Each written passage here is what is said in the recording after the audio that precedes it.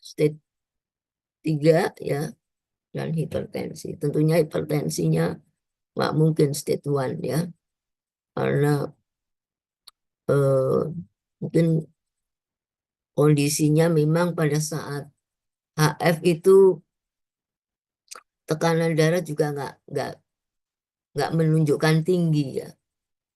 Baik STEMI maupun HF itu eh, tekanan darah biasanya nggak menunjukkan tinggi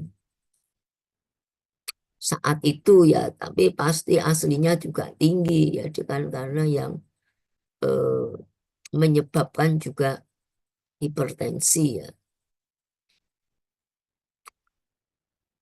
Hmm, kira-kira eh, STEMI dengan HF duluan mana?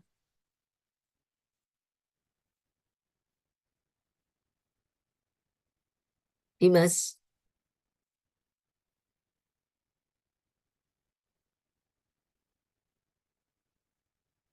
ini urutan, kira-kira urutan kejadiannya itu STEMI dengan HF-nya duluan mana ini?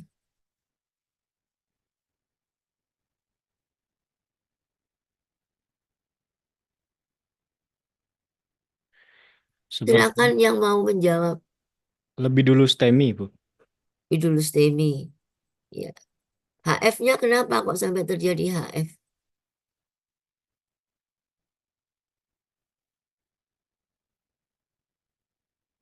Oh, izin menjawab, Ibu. Mm-mm. Karena seseorang tersebut memiliki faktor risiko lain penyakit arteri koroner yang bisa yang menyempit jadi bisa menyebabkan STEMI.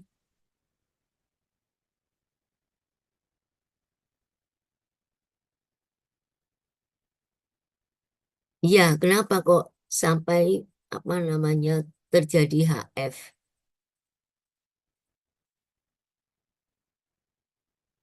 Izin menjawab, Ibu. Karena Mm-mm. dari jantungnya sendiri yang disebabkan oleh STEMI itu, sehingga jantung tidak dapat memompa darah dengan baik, Ibu. Jadi bisa berkembang menjadi heart failure itu, Ibu. Diulangi. Karena tadi STEMI-nya itu kan dari apa sehingga mengalami kerusakan jantung, Ibu. Dari STEMI-nya itu sehingga jantungnya itu tidak dapat memompa darah dengan baik, Ibu. Rusaknya gimana sih? Rusaknya kalau STEMI itu. Ingin gimana sih penjelasannya? Kerusakan pada STEMI itu seperti apa sih? Akibat penyumbatan dari di arteri koronernya, Ibu. Mm-mm. Terus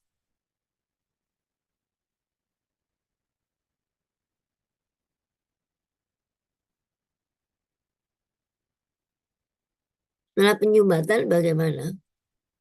Setelah penyumbatan dari arteri koronernya itu, kemudian suplai darah ke jantungnya itu kurang, Ibu.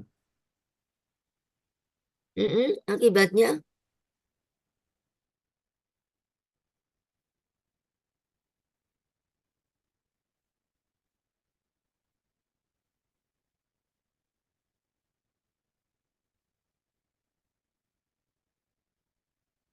Izin menjawab, Ibu. mm-mm. Karena tadi tidak ada asupan oksigen ke jantung, maka jantung tidak bisa memompa darah karena adanya kematian sel. Nah, itu menyebabkan STEMI. STEMI kan untuk menyebabkan kerusakan pada otot jantung, sehingga dapat menyebabkan heart failure. Ya, gitu ya. Jadi kalau infaknya itu semakin luas, ya. Jadi infak itu kan kalau tidak segera di STEMI ini harus dengan diatasi akan menyebabkan infak yang semakin meluas, ya. Kalau semakin meluas, ya pasti fungsi pompanya akan menurun, ya itu gagal jantung, ya seperti itu ya. Kita harus punya alur pikir yang ini urut itu ya. Eh, Kembali pada coba pola terapi tadi.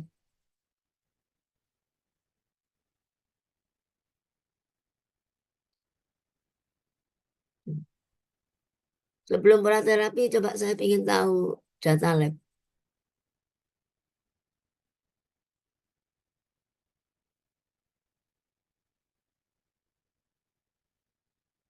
Yang lain, coba data lab bawahnya ini. Nah, ini ada enzim kenaikan enzim troponin ya. Troponin, kenapa sih enzim troponin itu tinggi? Tahu nggak maknanya? Siapa tahu?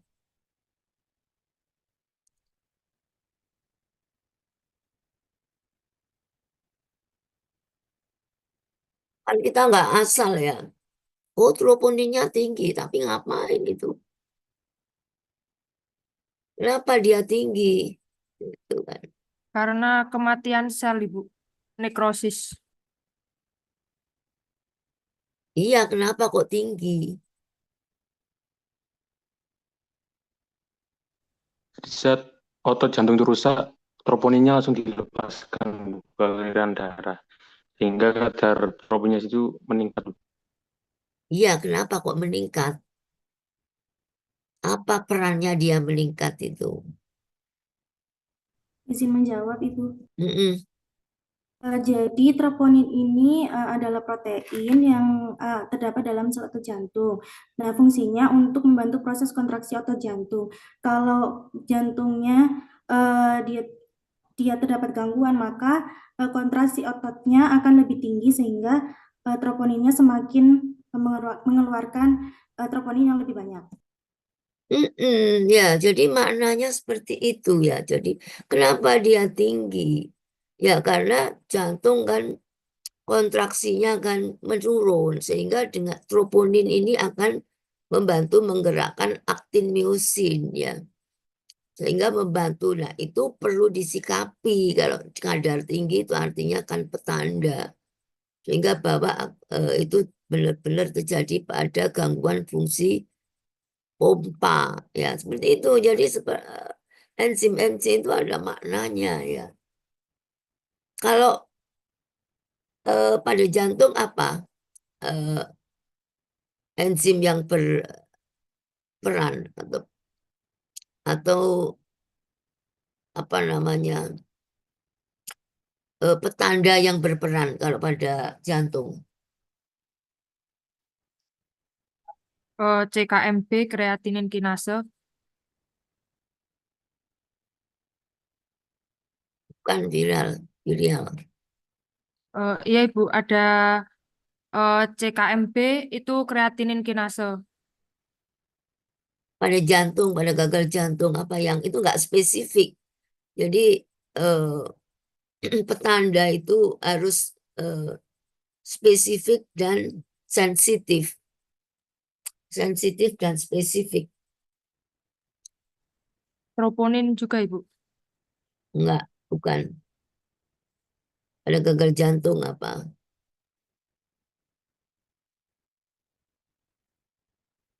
BNP dan NT-proBNP. Iya, ya. Apa nama? Gimana dia? Apa namanya? Bisa tinggi. Sekalian, jelas no, kak gitu dok. Diki, gimana penjelasannya? BNP dan NT-proBNP dilepaskan oleh jantung, Ibu. Jadi saat Mm-mm. mengalami tekanan berlebih dan peregangannya. Jadi semakin tinggi kadar BNP-nya, berarti semakin parah gagal jantungnya, Ibu. Dan NT-proBNP ini lebih stabil dalam darah dibanding BNP.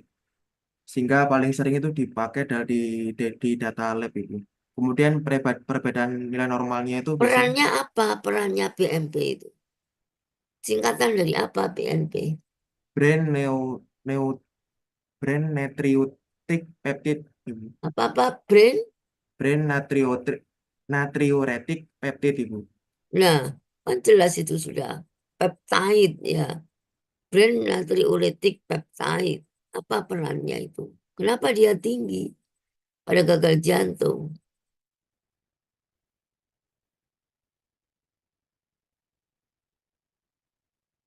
Siapa yang bisa menjawab?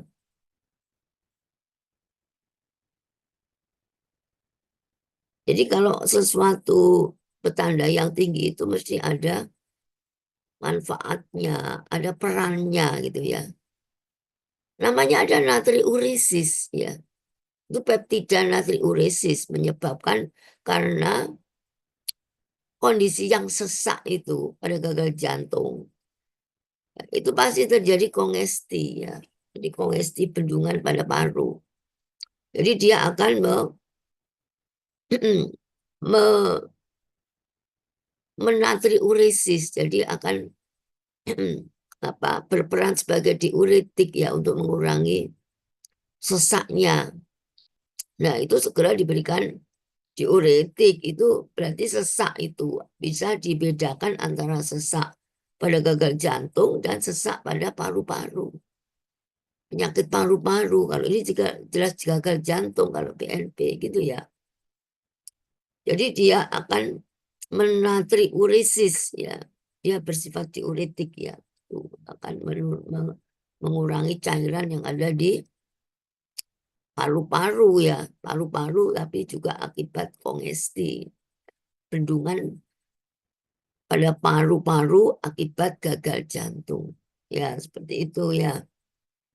Oke, nah itu lab petanda yaitu kita kemudian baru ke tanda klinik. Bagaimana tanda kliniknya?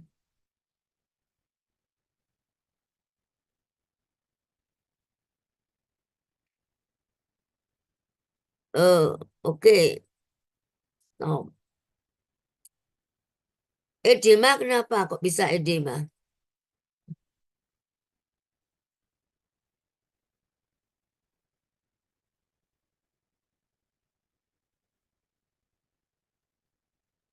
Tadi yang bisa anu edemanya kenapa? Ini Bu, karena pasien tersebut gagal jantung, ketika jantung tidak dapat memompa cukup darah ke seluruh tubuh, hal ini menyebabkan penumpukan cairan di paru-paru, kaki, pergelangan tangan, Bu. Terus juga edema berlokasi di kaki. Hal ini karena gravitasi menarik cairan ke bawah tubuh itu. Betul. Yang lain?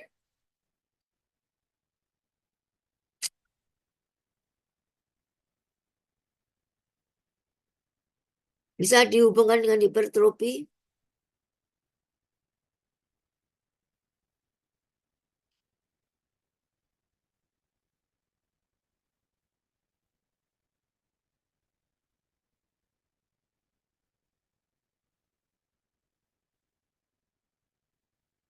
Karena terjadi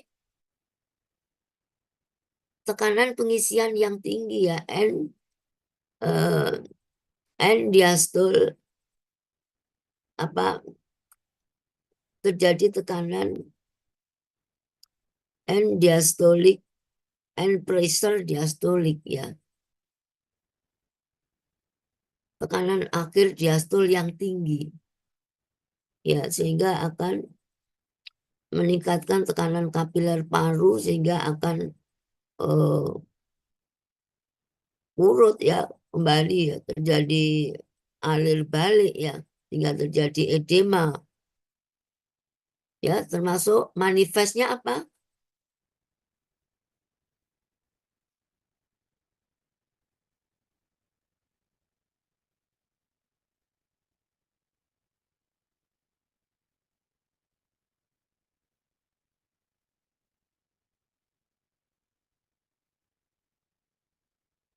Manifestnya apa kalau edema?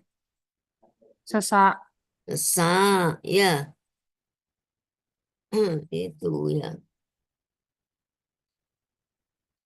Itu manifestnya sesak, ya. Kalau nyeri dada, kenapa? Itu nyeri dada positif. Kok bisa nyeri dada, kenapa?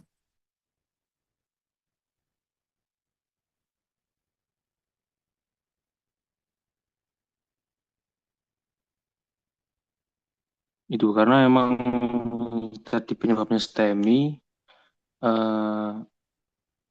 terjadi penyumbatan total di arteri koroner, menyebabkan kerusakan otot pada jantung, Lalu ketika otot jantung tersebut tidak dapat cukup oksigen, dapat menyebabkan nyeri dada. Ya, karena kurang sedikit itu. Nyerinya kenapa? Yang menyebabkan sakit itu apa?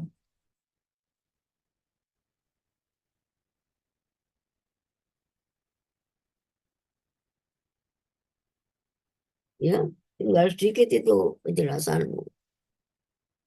Jadi kekurangan oksigen itu akan menyebabkan kematian Kematian sel. sel yang dipicu, artinya dengan kekurangan oksigen itu akan terjadi kematian selnya sendiri itu akibat terjadinya apa? Inflamasi ya, oleh mediator-mediator inflamasi ya, ada peningkatan ada asam laktat, glutamat, dan bisa interleukin yang terlibat di sana sehingga sel itu rusak ya, itu. Nah, yang menyebabkan nyeri apa? Terutama asam laktat menyebabkan rasa nyeri itu ya. Itu ya, jadi harus tahu sampai sampai eh, tuntas kenapa nyeri itu ya. Oke. Kalau batuk kenapa?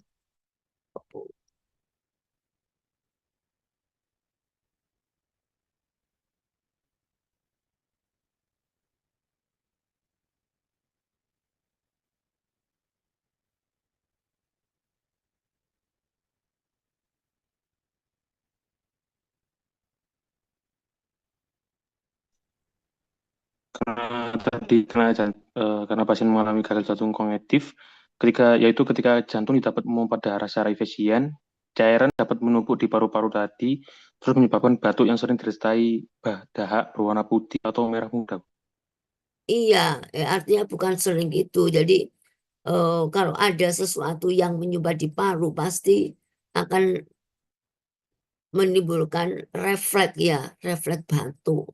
Kan harus dikeluarkan itu kan ya, refleks yang untuk mengeluarkan sesuatu ya yang mengganggu di paru kan itu ya. Kalau kita kesel aja kan langsung batuk ya. Itu karena ada sesuatu yang masuk kepada dalam saluran paru-paru kan seperti itu. Mesti ada refleks batuk ya. Ya, oke, seperti itu ya.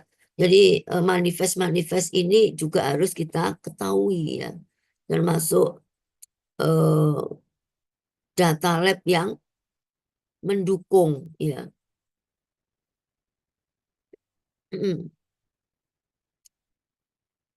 Nadinya ya. Kenapa nadinya di awal tinggi?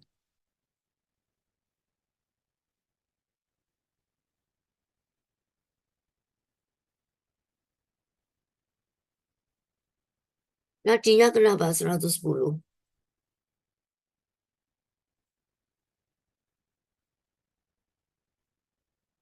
Siapa yang mau ada nilai plus? Mungkin karena pasien tadi mengalami nyeri yang hebat akibat STEMI, terus memicu respon stres dalam tubuh. Terus juga pasien mengalami kecemasan, gagal jantung, dan ya itu Ibu. Cemas.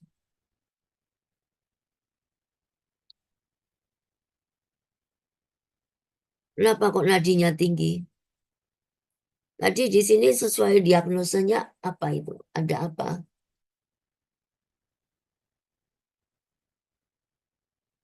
STEMI. Eh? AF. STEMI. Nadi tinggi mencerminkan ada apa di judul tadi itu? AFN. AF ya.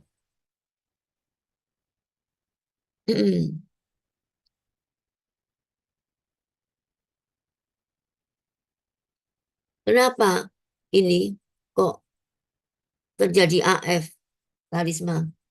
Jelas no yang lebih tuntas.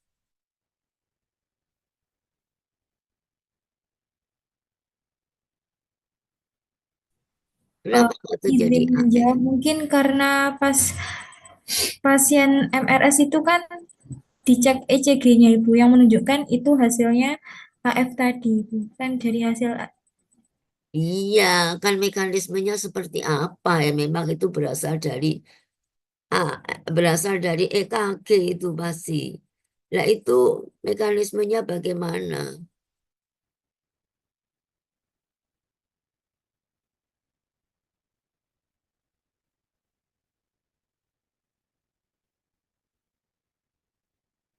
Semuanya itu kan pasti ada mekanisme penyebabnya gitu loh. Gak ada terus begitu terjadi langsung itu gak ada. Kenapa? Ini pasien ini infak. Ya, kemudian juga sampai ada gagal jantung. Sehingga apa?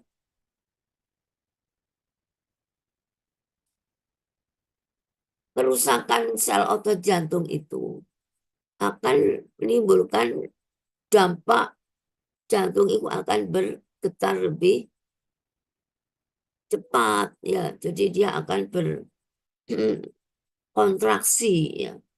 Sehingga itu yang menyebabkan atrial fibrilasi ya. Tuh. Sebagai refleks yang kayak batuk tadi itu loh ya. Jadi kenapa kalau kerusakan itu artinya kenaikan kontraksi itu juga dalam rangka jantung itu mempertahankan fungsinya sebagai pompa. Tapi ya sia-sia kan, nggak ada yang dipompa.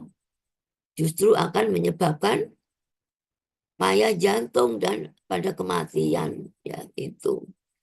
Ya itu mekanisme seperti itu sehingga aritmia ini nadi yang tinggi ini harus segera diturunkan ya. Oke, itu ya. Jadi harus sampai ke situ ya. Oke, sekarang pada terapi kalau gitu. Ini mekanisme prosesnya itu di sini. Oke, kita konfirmasi dengan terapi. Silakan pada pola terapi.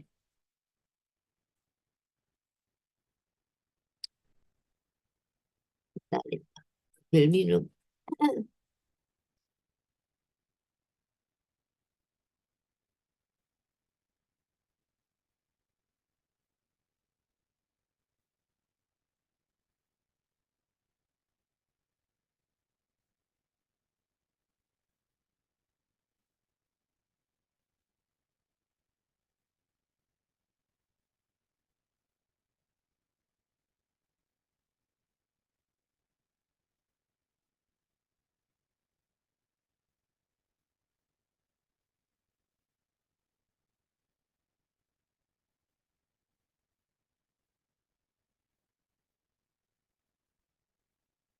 Oke, kira-kira terapi diawali dengan apa? Sesuai dengan judul kasus.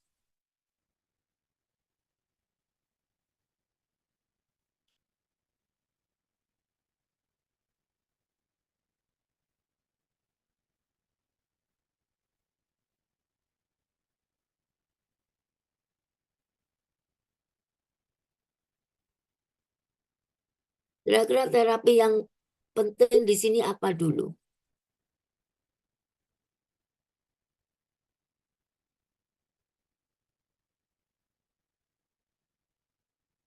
Sesuai dengan judul kasusmu loh. Apa? Terapi yang harus diatasi. Artinya kondisi yang harus diatasi dulu. Agar pasien mengalami diberikan oksigen. STEMI-nya Oke ya, terus terapi ya. Terapinya apa lagi? Sesak ya tadi harus ini dengan oksigen. Terus dia diberi apa lagi? Sesaknya.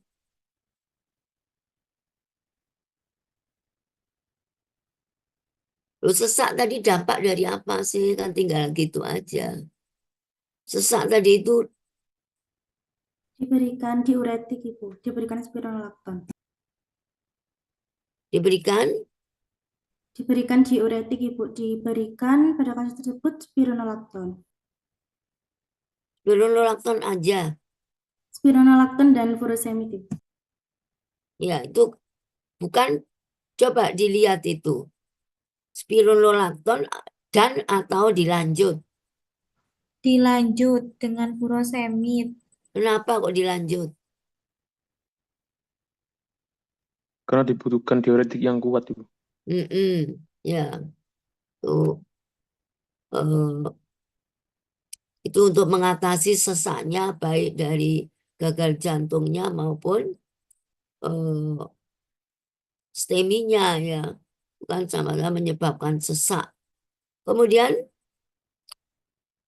pengatasan apa lagi yang penting? Sesak harus diatasi sesegera mungkin. Kemudian apa yang penting lagi? Nyeri. Nyeri ya. Jadi obat-obat anti iskemik. Apa obat-obat anti iskemik yang ada di sini yang diberikan?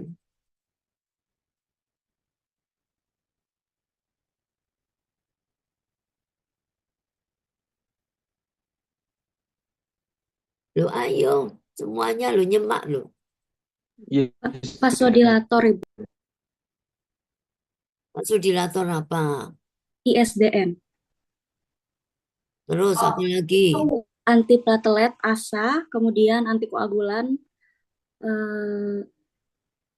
Tidak ada antikoagulannya LMWH, Ibu. LMBH ini dalam ini apa ini? LMBH itu kan banyak mestinya. Contohnya apa Mbak LMBH? Lovenox, Ibu.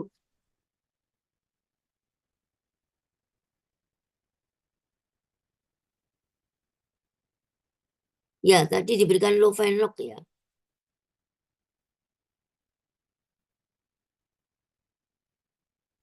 Lovenox itu sebentar.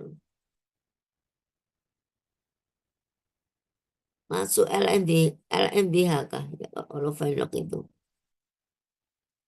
Isinya juga Lovenox ya. Jadi generiknya juga Lovenox ya. Isinya enoxaparin. Oh, Lovenox itu isinya enoxaparin. Iya, Ibu. Oh iya, betul kalau gitu. LMBH itu beda dengan yang UFH ya, unfractionated. Kalau yang LMBH kan terfractionated. Itu LMBH. Itu enoxaparin, fundaparinux ya. Kalau yang UFA itu kan warfarin ya.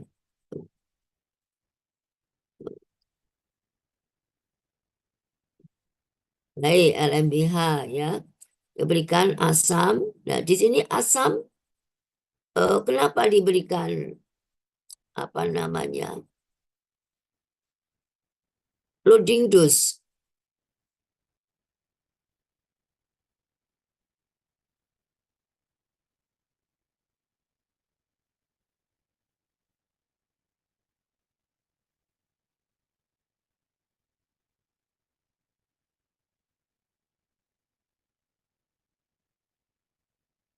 Kenapa dikatakan loading dose?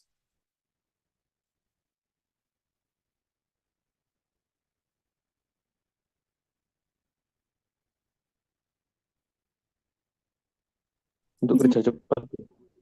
Untuk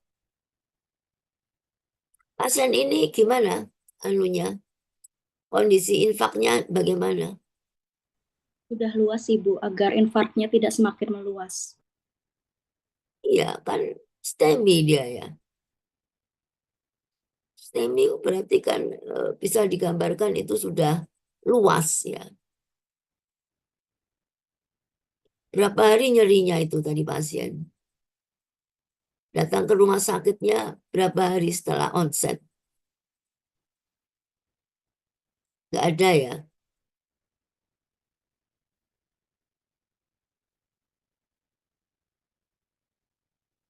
Nggak ada penjelasan. Artinya kalau onsetnya itu sudah lama, artinya dari ketika ke UGD itu sudah sekian hari atau 1-2 hari dari onset itu diperkirakan sudah terjadi infak yang luas ya. Oke ya. Kemudian Kaptopril, apa tadi berpresentasi Kaptopril, silakan. Kenapa, apa peran Kaptopril?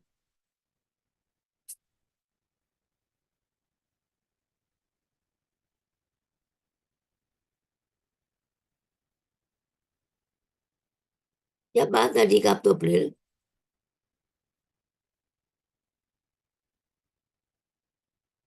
Loh, kok nggak ada yang merespon, yang merasa presentasi Kaptopril siapa tadi? Udah lupa. Karena dilihat dari tekanan darahnya, Ibu. Iya, perannya apa, Mbak? Maksud saya, perannya apa? Anggia tadi itu.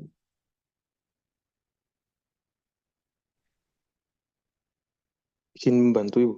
Yang apa namanya? Katropril ini merupakan ACE inhibitor yang bekerja dengan menghambat pembentukan hormon angiotensin 2. Si banter Hormon ini atau menyebabkan penyempitan pembuluh darah. sing banter nggak denger. Mohon maaf Ibu. Jadi katropril ini merupakan ACE inhibitor yang bekerja dengan cara menghambat hormon angiotensin 2. Hormon ini menyebabkan penyempitan pembuluh darah, sehingga dengan dihambatnya pembentukan angiotensin 2, pembuluh darah akan melebar dan tekanan darah menurun. Oke, itu salah satu. Terus apa lagi yang penting terkait dengan kasus itu? Judul kasusnya ada STEMI, ada AF, apa peran Kaptopril? Modeling, Bu. Hah? Untuk Remodeling. Untuk ya sebagai anti remodeling ya. Sudah ada infak, ada hipertrofi, gagal jantung itu kan ya. Terjadi perubahan struktur kan ya. Nah, perubahan struktur itu memang diakibatkan oleh angiotensin ya. Makanya itu disebut sebagai anti remodeling. Angiotensinnya dihambat sehingga akan terjadi regresi, artinya perubahan mengurangi hipertrofinya ya. Jadi proliferasi selnya akan dihambat ya, sehingga akan hipertrofi itu akan menjadi menuju ke normal kembali gitu ya. Itu peran Kaptopril, kecuali dia sebagai akan menurunkan tahanan perifer ya, akan menurunkan renin ya, menurunkan renin, tahanan perifer kan seperti itu ya. Kemudian dengan berikutnya ya, jadi kita mikirnya itu urut ya. Jadi karena ada STEMI, ada gagal jantung, ada perubahan struktur, akhirnya memicu apa tadi itu? Diagnosa berikutnya apa itu?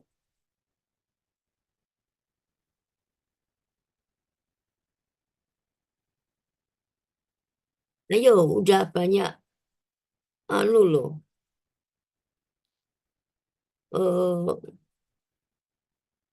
Urutan mekanismenya gitu.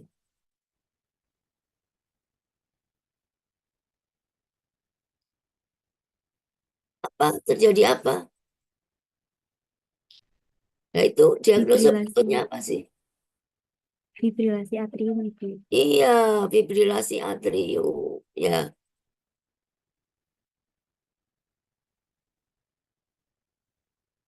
Terus terapinya apa?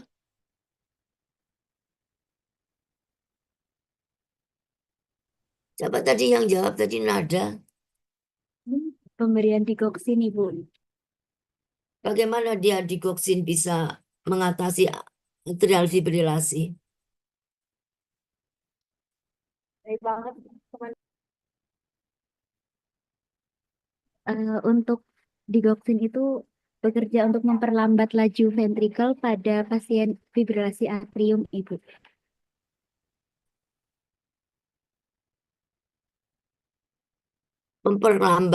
Memperlambat seperti apa?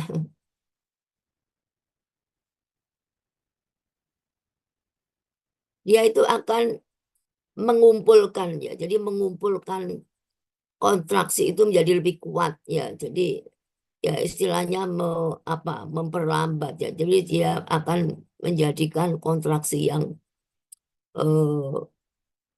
banyak itu yang tinggi itu menjadi menurun dengan memberikan kontraksi yang lebih kuat ya, itu digoksin. Selain digoksin apa?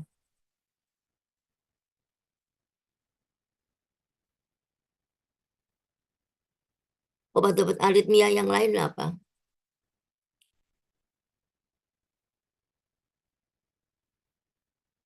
Oh, turun lah kamu. Profesi loh. Golongan beta blocker, Ibu, misalnya bisoprol. Boleh. Terus apa lagi? Amiodaron, Ibu. Bagaimana amiodaron bekerja?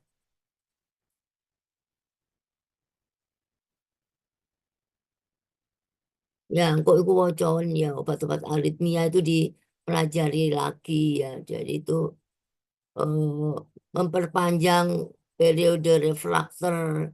Nah itu aritmia itu kan jadi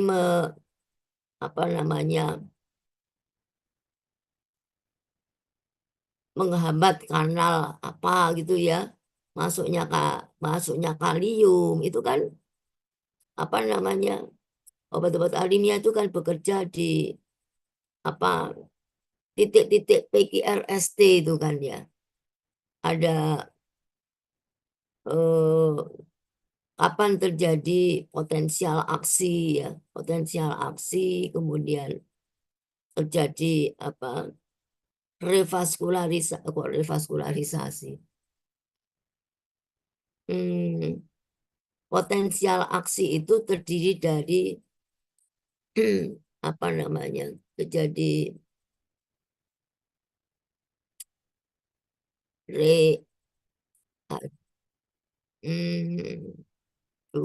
ketika natrium cepat masuk itu golongan satu obat anti aritmia itu ya depolarisasi, sulit mau ngomong, depolarisasi dan repolarisasi ya itu bukan gitu, jadi memperpanjang repolarisasinya itu. Ya obat-obat itu aritmia bekerja seperti itu ya, jadi kecepatan itu menghambat kanal natrium ya, supaya menghambat atau memperpanjang depolarisasi, memperlambat depolarisasi dan sebagainya ya, macam-macam, tapi pada dasarnya akan menurunkan kontraksi. Oke, selanjutnya ambroxol sudah, simvastatin sudah ya. Simvastatin sebetulnya untuk apa? Jelas obat anti lipid, tapi sebetulnya dia mempunyai peran yang penting apa pada STEMI ataupun gagal jantung? Untuk plaknya, Ibu. Iya, kenapa plaknya? Antiinflamasi. Hah? Izin menjawab, Ibu. Stabilisasi plak. Untuk antiinflamasi. Untuk? Stabilisasi plak. Iya, stabilisasi plak ya.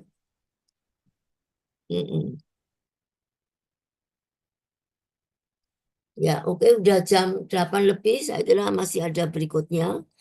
Ya, jadi udah bagus sih ya inimu ya, jadi pemaparan asesmennya. Nah, cuman harus dipahami urutan kejadian. mekanisme bagaimana. Nah, sehingga obatnya itu pasti akan akan link gitu ya.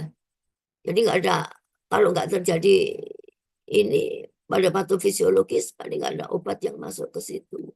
Ya semuanya ini dikonfirmasi dengan patofisiologisnya seperti itu ya.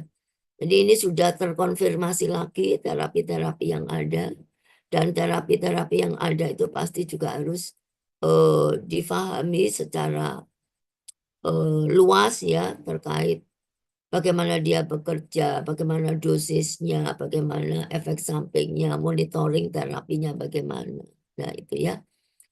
Oke ya, saya kira udah bagus, bisa ditutup ya untuk selanjutnya kelompok 2. Kelompok 5. Baik, terima kasih. Ya, silakan ditutup.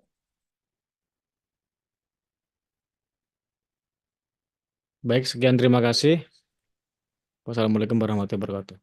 Waalaikumsalam warahmatullahi wabarakatuh.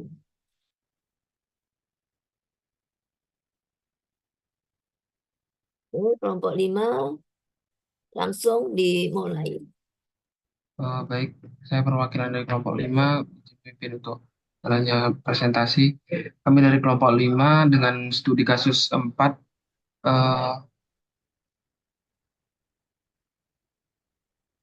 berikut anggota kelompok kami, anggota nama kelompok kami, dan untuk definisi selanjutnya akan dibacakan oleh teman saya. Baik, jadi yang pertama ada definisi dari hipertensi, yaitu peningkatan tekanan darah secara persisten yang melebihi batas normal, yang meningkatkan resiko penyakit kardiovaskular, stroke, dan gagal ginjal, di mana tekanan darah sistolik lebih dari sama dengan 140 mmHg, dan atau tekanan darah diastolik lebih dari sama dengan 90 mmHg. Yang selanjutnya adalah diabetes mellitus, yaitu gangguan metabolik yang ditandai dengan hiperglikemia kronis akibat gangguan sekresi insulin, kerja insulin, atau keduanya. Kondisi ini menyebabkan gangguan metabolisme karbohidrat, lemak, dan protein, serta dapat menyebabkan komplikasi mikrovaskular dan makrovaskular yang serius. Next.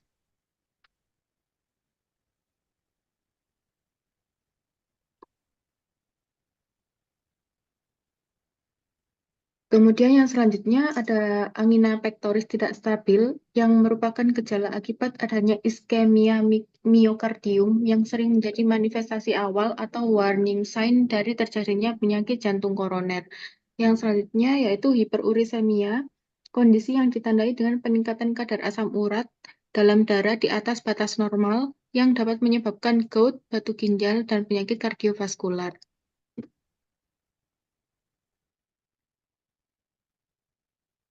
Selanjutnya ada etiologi dari hipertensi yang mencakup beberapa faktor resiko yang dapat dimodifikasi dan tidak dapat dimodifikasi.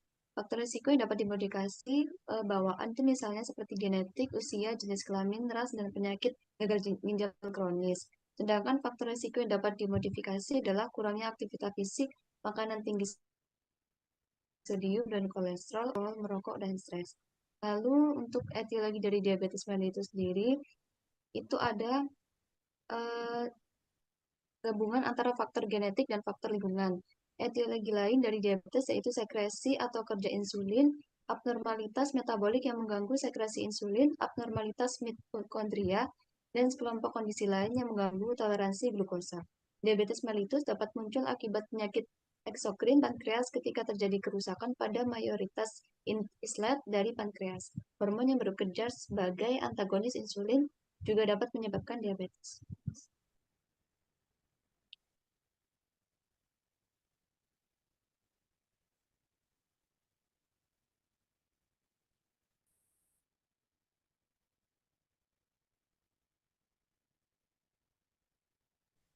Lalu etiologi dari angina pectoris, penyebab utamanya yang pertama adalah iskemia yang terjadi ketika suplai oksigen ke arteri koroner. Yang kedua, faktor pemicunya ada kegiatan yang meningkatkan kebutuhan oksigen jantung dapat memicu angina. Dua, emosi yang kuat dapat meningkatkan denyut jantung dan tekanan darah yang juga dapat memicu angina. Yang ketiga, faktor risiko seperti diabetes, kolesterol tinggi, merokok, dan riwayat keluarga penyakit jantung dapat meningkatkan resiko terjadinya angina. Lalu ada etiologi dari hiperursemia yang disebabkan karena meningkatnya kadar asam urat di dalam tubuh. Salah satu faktor peningkatan kadar asam urat adalah faktor asupan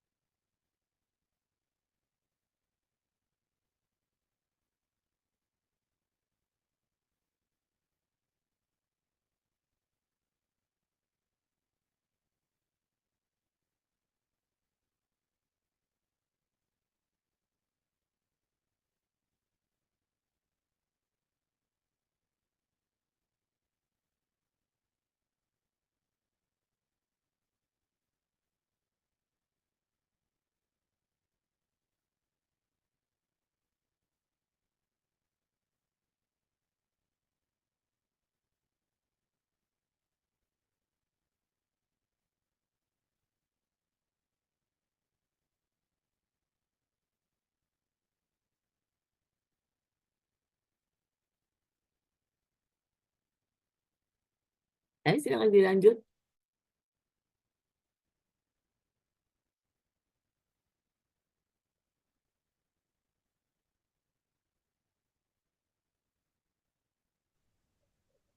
Hipertensi.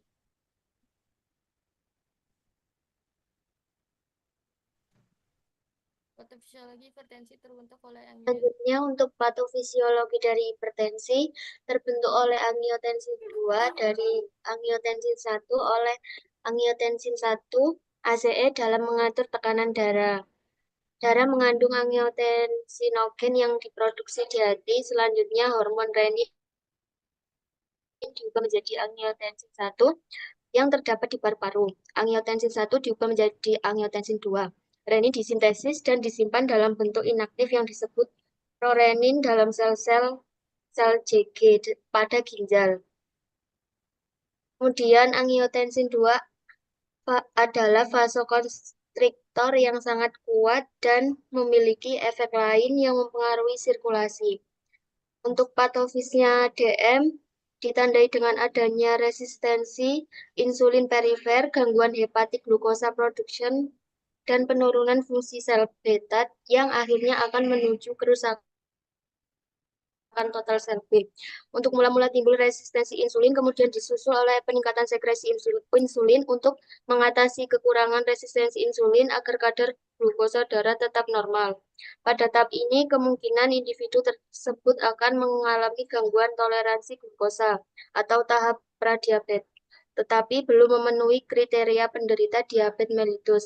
Selanjutnya, sel beta tidak sanggup lagi mengkompensasi resistensi insulin hingga kadar glukosa darah meningkat dan fungsi sel beta pankreas semakin menurun. Saat itulah diagnosa diabetes diagnosis. Next.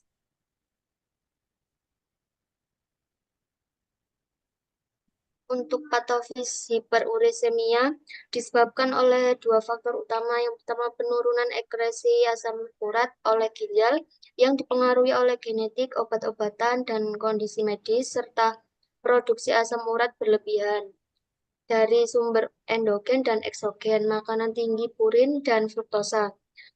Ketidakseimbangan ini terutama karena gangguan fungsi ginjal menyebabkan penumpukan asam urat dalam darah. Next. Untuk patofis dari angina pectoris, penyebab utamanya adalah aterosklerosis, yaitu penumpukan plak lemak di dinding arteri koroner yang menyuplai darah ke jantung.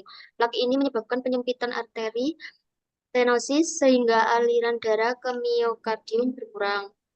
Plak aterosklerotik ini dapat mengalami ruptur atau pecah yang memicu pembentukan trombus atau gumpalan darah dan memperparah penyumbatan arteri. Ketidakseimbangan suplai inilah dan kebutuhan oksigen ketika kebutuhan oksigen miokardium meningkat, misalnya saat aktivitas fisik atau stres emosional, arteri koroner yang menyempit tidak dapat menyuplai darah yang cukup. Hal ini menyebabkan iskemik miokard yang memicu nyeri dada pada angina. Kemudian arteri koroner dapat mengalami kejang atau vasospasme yang mengurangi aliran darah ke jantung. Ini dapat terjadi bahkan tanpa adanya plak aterosklerotik. Untuk perubahan metabolik selulernya, iskemik menyebabkan penurunan produksi ATP, adenosin trifosfat, dan akumulasi produk metabolik seperti asam laktat yang merangsang saraf sensorik dan menyebabkan nyeri dada. Next. Lalu manifestasi hipertensi itu berupa tekanan darah, nadi, dan pusing jika terapi tersebut dilakukan secara berkala dan dengan langkah-langkah yang benar, maka akan mendapatkan hasil yang signifikan. Lalu untuk manifestasi diabetes, manifestasinya dari penyandang diabetes mellitus dapat dibagi menjadi dua, yaitu gejala klinis klasik dan gejala umum. Gejala klasik dari diabetes adalah polidipsi, polifagi, poliuri, dan penurunan berat badan yang penyebabnya tidak dapat dijelaskan. Sedangkan gejala umumnya antara lain seperti kelelahan, kegelisahan dari tubuh, kesemutan, mata kabur, gatal, dan disfungsi ereksi pada pria, serta pruritus vulva pada wanita. Yes.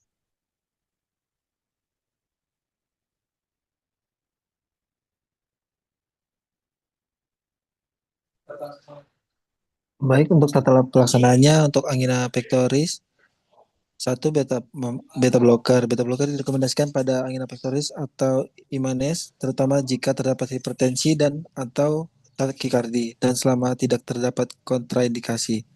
Dua, pasien dengan angina pectoris yang mengalami nyeri dada berlanjut sebaiknya dapat nitrat sublingual setiap 5 menit sampai maksimal 3 kali pemberian. Setelah itu harus dipertimbangkan penggunaan nitrat intravena jika tidak ada kontraindikasi.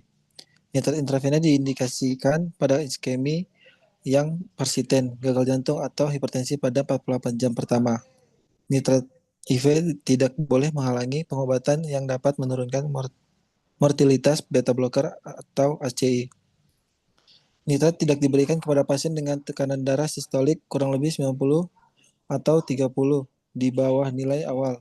Brakikardi berat 50 kali dikurang dari 50 kali per menit, takikardi tanpa gejala gagal jantung atau infark ventrikel kanan, seperti yang bisa dilihat dari tabel untuk beta blocker dan nitratnya. Next. Lalu ada kalsium channel blocker, bisa dilihat seperti di tabel, ada verapamil, diltiazepam, nifedin, dan amlodipin. Lalu ada antiplatelet, aspirin, ticagrelor, clopidogrel. Lalu ada antikoagulan, seperti yang terlihat, lalu kombinasi antiplatelet dan antikoagulan. Kombinasi antiplatelet dan antikoagulan, penggunaan warfarin bersama aspirin dan atau clopidogrel meningkatkan risiko pendarahan dan oleh karena itu harus dipantau ketat. Kombinasi aspirin, clopidogrel, dan antagonis vitamin K jika terdapat indikasi dapat diberikan bersama-sama dalam waktu sesingkat mungkin dan dipilih terdapat INR terendah yang masih efektif. Jika antikoagulan diberikan bersama aspirin dan clopidogrel, terutama pada penderita tua atau risiko tinggi pendarahan. Next. 7. Penghambat angiotensin converting enzyme ACI dan penghambat reseptor angiotensin. Sederet seperti di tabel, captopril, ramipril, lisinopril, dan enalapril. Kalau ada golongan statin tanpa melihat nilai awal kolesterol LDL dan tanpa mempertimbangkan diet, penghambat hidrometriglutarikosim A reduce statin harus diberikan kepada semua penderita angiotensin pectoris, termasuk mereka yang telah menjalani terapi revaskularisasi. Jika tidak terdapat kontraindikasi, terapi statin intensitas tinggi hendaknya dimulai sedini mungkin. Next. Untuk tata laksana hipertensi bisa dilihat. Next. Satu, pada pasien angina pectoris tidak stabil atau imanes, terapi awal untuk hipertensi setelah nitrat adalah beta blocker, terutama golongan kardioselektif yang tidak memiliki efek simpatometik intrasik. Pada pasien dengan hemodinamik yang tidak stabil, pemberian beta blocker dapat ditunda sampai kondisi stabil. Pada pasien dengan kondisi gagal jantung, diuretik merupakan terapi awal hipertensi. 2. Bila terdapat kontraindikasi atau intoleransi pemberian beta blocker, maka dapat diberikan CCB golongan non-hidropiridin atau verapamil di diazepam, tetapi tidak dianjurkan pada pasien dengan gangguan fungsi ventrikel kiri. Bila tekanan darah atau angina belum terkontrol dengan pemberian beta blocker, maka dapat ditambahkan CCB golongan dihidropiridin kerja panjang. Diuretik tiazid juga dapat ditambahkan untuk mengontrol tekanan darah. 3. Pada pasien dengan hemodinamik stabil dengan A. riwayat infarksi sebelumnya, B. hipertensi yang belum terkontrol, C. gangguan fungsi ventrikel kiri atau gagal jantung, D. diabetes mellitus, maka harus diberikan ACI atau ARB. 4. Target penurunan tekanan darah adalah kurang lebih 140/90. Bila terdapat disfungsi ventrikel, perlu adanya pemikiran untuk menurunkan hingga 130/80.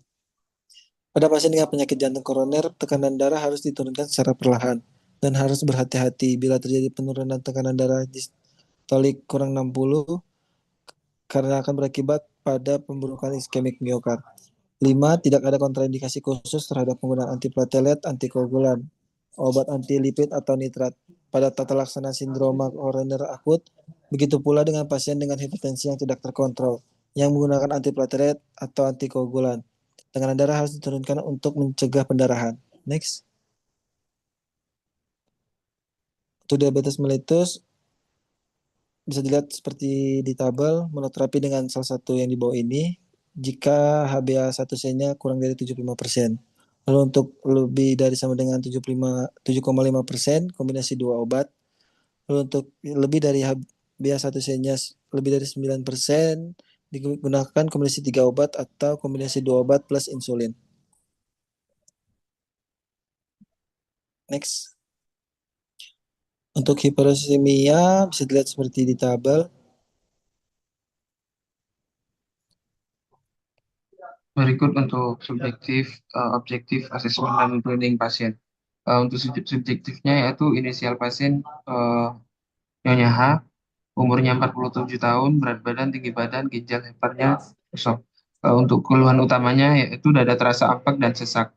Diagnosis utamanya yaitu angina pectoris unstable. Diagnosis penyerta hipertensi stage 1, diabetes mellitus tipe 2, dislipidemia, dan hiperurisemia. Riwayat penyakitnya yaitu yang pertama hipertensi sejak 1 tahun yang lalu, yang kedua yaitu diabetes mellitus. Riwayat pengobatan yaitu captopril 25 mg dan metformin. Untuk objektifnya yaitu kondisi umum pada saat masuk rumah sakit lemah dan untuk suhunya normal dan tekanan darah pada saat awal masuk rumah sakit sangat tinggi yang menunjukkan 190/83. Untuk nadinya yaitu juga tinggi sejumlah 119. Untuk respiratory rate-nya juga cukup tinggi. Lalu pasien juga mengalami sesak dan batuk. Untuk objektifnya yaitu pada GDP dan G2PP pasien cukup tinggi yang berjumlah 157 dan 152. Lalu ureum dan kreatininya juga tinggi. Untuk ureumnya yaitu 43,9, kreatininya 1,36. SGOT dan SGPT-nya menunjukkan kadar tinggi yaitu 46 dan 49. Untuk CPK dan CKMB-nya juga tinggi yaitu 288 dan 36. Juga kalium pasien sangat rendah yang berjumlah 2,74 dan klorida pasien meningkat pada tanggal 14 yang menunjukkan nilai 107. Untuk asam uratnya pasien menunjukkan pada tanggal 12 asam uratnya tinggi yaitu 10,5, HDL-nya 39 dan trigliseridanya tinggi dengan jumlah 370. Untuk pemeriksaan ECG-nya itu tanggal pemeriksaan tanggal 11, 12, 13, dan 22. Pada pasien dilakukan pemeriksaan ECG, namun tidak terdapat hasil kesimpulan pada pemeriksaan ECG. Next. Untuk catatan perkembangan pasien, yaitu pada tanggal 9, pasien mengeluh dada terasa ampek dan sesak sejak 1 hari yang lalu. Kemudian pasien dibawa ke dokter spesialis jantung dan dinyatakan sebagai hipertensi dan mendapatkan resep. Namun resep tersebut sebelum sempat ditebus, pasien dibawa ke RSSA. Setelah MRS Saiful Anwar, pasien dilakukan tes ECG dan pasien disarankan untuk bed rest total dan tidur dalam posisi semi-fowler. Pada tanggal 11 yaitu dilakukan tes ECG pada pasien dan pasien disarankan untuk bed rest total dan tidur dalam posisi semi-fowler. Pada tanggal 12 yaitu pasien mengeluhkan punggung belakang sebelah kiri masih terasa ada yang ganjil dan tangan sebelah kiri terasa panas. Dilakukan tes ECG pada pasien dan pasien disarankan untuk bed rest total.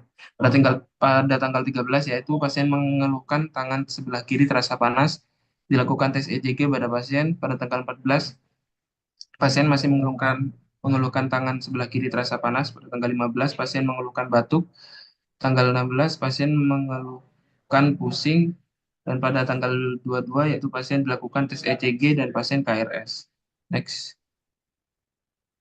Untuk profil pengobatan, pasien mendapatkan oksigen, NaCl, acetosal, clopidogrel, SDN, simvastatin, LMH, diazepam, alprazolam, laksadin, kaptopril, kalium klorida, ranitidin, allopurinol, spironolakton, ambroxol, dan insulatar.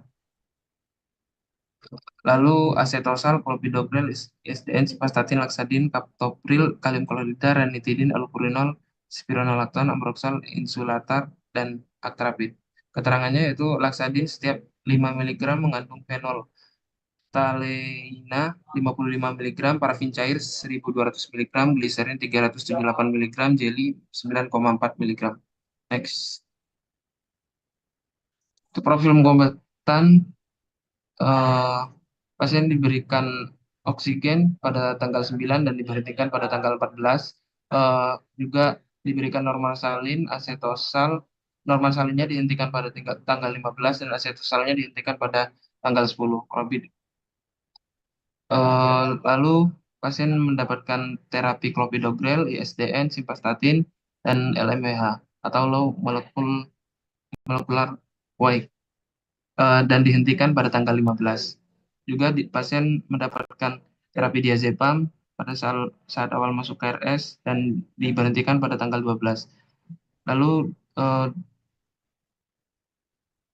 pasien mendapatkan alprazolam pada tanggal 14 dan diberhentikan pada tanggal 20.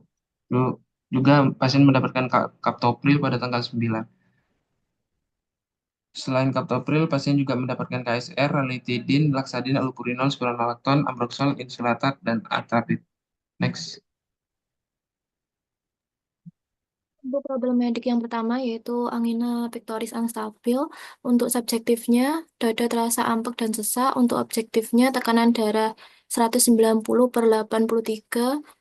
Kemudian untuk nadinya 119 kali per menit, RR-nya 32 kali per menit, HDL 39 mg per desiliter, trigliserida 370 mg per desiliter, dan CKMB-nya 36. Pasien diberikan acetosal dengan dosis 1 kali 80 mg per oral. Dari data subjektif objektif tersebut, pasien didiagnosis angina pectoris unstabil dan diberikan terapi acetosal pada saat masuk rumah sakit. Acetosal mengandung asetil salisilik asid, digunakan sebagai terapi antiplatelet yang bekerja dengan cara menghambat COX trombosit secara irreversibel sehingga efek antiplatelet aspirin bertahan selama 8-10 hari. Untuk loading dose 160 sampai 320 mg per oral dengan dosis rumatan 80 sampai 100 mg 1 kali per hari per oral. Kemudian untuk pemberian loading dose ini akan mencapai efek penghambatan terhadap trombosit lebih cepat.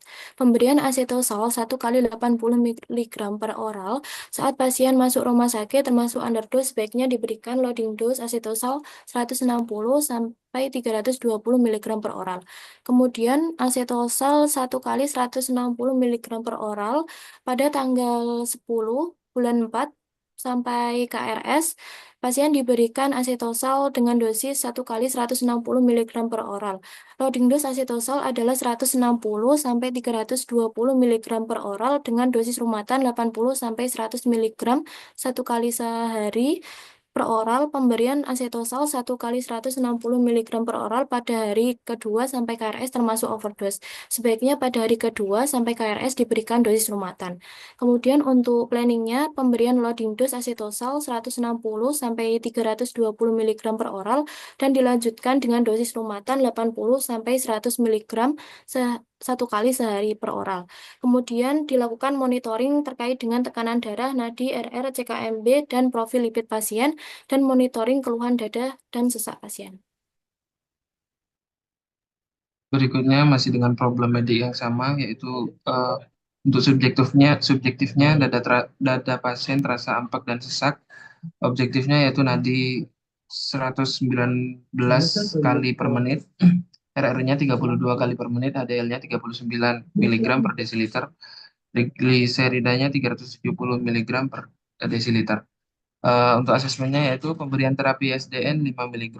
Pada tanggal 9 pasien diberikan terapi SDN. Pemberian SDN menyebabkan efek vasodilatasi arteri dan vena yang meningkatkan suplai darah arteri koroner dan menurunkan preload dan afterload jantung dengan meningkatkan kadar oksidan nitrat atau NO dan telah banyak digunakan dalam pengobatan penyakit arteri koroner atau CAD, angina pectoris, gagal jantung kongestif, dan hipertensi. Pada tanggal 13, pemberian SDN dihentikan karena pasien sudah tidak mengeluhkan nyeri dada. Untuk planningnya yaitu yang pertama monitoring tanda-tanda vital pasien, lalu monitoring kadar HDL, nadi, RR, dan TG pasien atau tanda-tanda klinis. Next. Untuk problematik angina pectoris yang stabil, yaitu pasien merasakan dada terasa amuk dan sesak. Untuk objektifnya sesak pada... Erin, suaramu jauh. Oh iya Ibu, untuk objektifnya sesak pada tanggal 9 hingga tanggal 13 bulan 4, keadaan umumnya lemah, tekanan darahnya 190/83, nadinya 119 kali per menit, RR-nya 20 kali per menit. Untuk terapinya diberikan O2 2-4 lpm sebagai terapi oksigen untuk meningkatkan saturasi oksigen dan mengurangi sesak nafas pada pasien.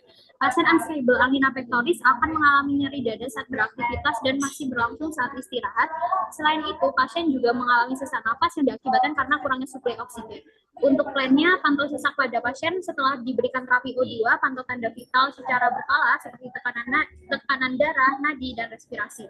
Edukasi pasien terkait pentingnya perubahan gaya hidup termasuk diet sehat.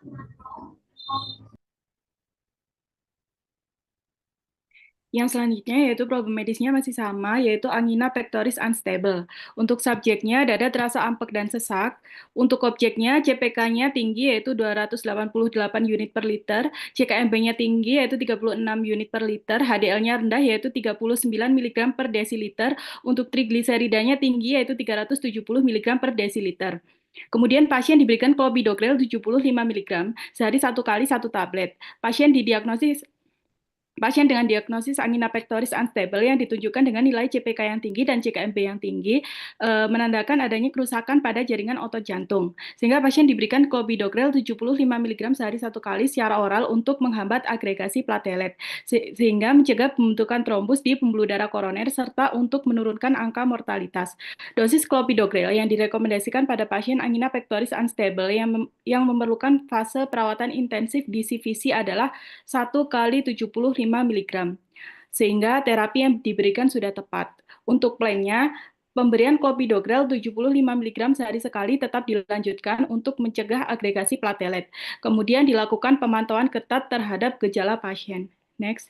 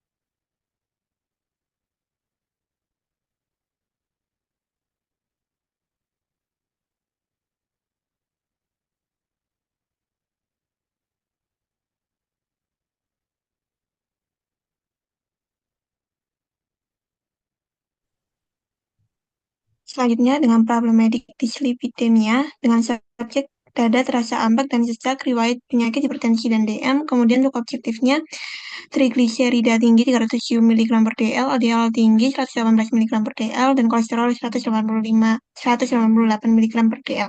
Kemudian untuk asesmennya yaitu diberikan simvastatin 20 mg 1 kali 1 secara per oral. Pasien didiagnosis dislipidemia yang ditunjukkan oleh kadar trigliserida tinggi 370 mg per dl, LDL tinggi 118 mg per dl, serta total kolesterol 198 mg per dl.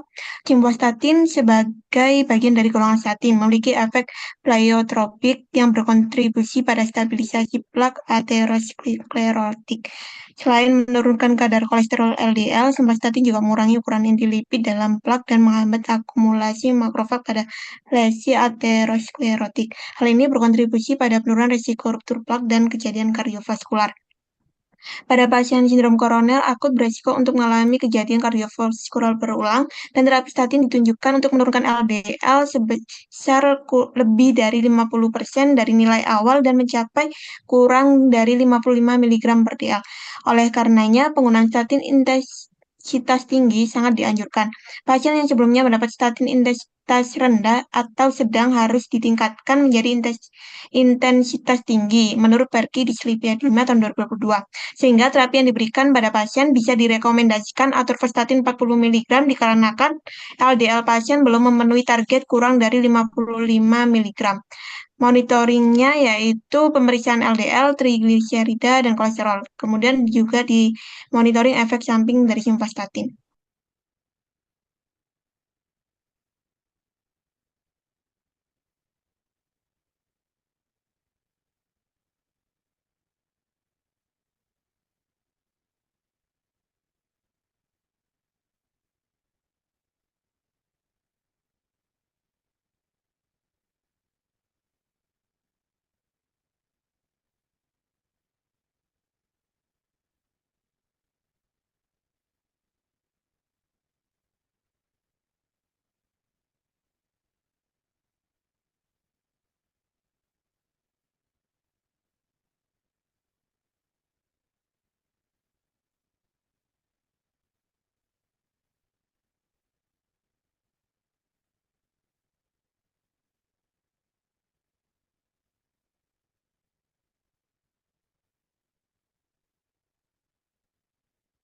Untuk hipersemianya, subjeknya pasien mengeluhkan punggung belakang sebelah kiri masih terasa ada yang ganjel dan tangan sebelah kiri terasa panas. Untuk objeknya asam urat 10,5 pada tanggal 12/4, ureum 43,9 dan pada tanggal 9 dan 46,1 pada tanggal 12. Untuk kreatinnya 1,36 pada tanggal 9, lalu tanggal 12 1,16. Untuk kaliumnya 2,74 pada tanggal 9, lalu tanggal 10-nya 2,71. Untuk asesmennya allopurinol 300 mg diberikan pada pagi hari. Pasien didiagnosis hipersemia berdasarkan data lab pasien. Penggunaan allopurinol inhibitor santin oksidase bertujuan untuk menurunkan kadar asam urat yang tinggi pada pasien, yaitu 10,5 pada tanggal 12/4. Pemberian terapi allopurinol dengan dosis 1 kali 300 mg pada pagi hari. Terapi sudah sesuai karena tidak melebihi dosis maksimum yaitu 800 mg. Lalu untuk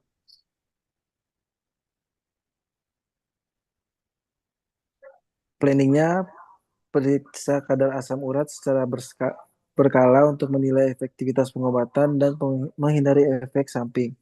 Lalu ada monitoring fungsi ginjal, kadar kalium dan tekanan darah secara teratur untuk memantau interaksi obat. Lalu lakukan jeda pemberian obat kaptropil untuk meminimalisir terjadinya interaksi antar obat.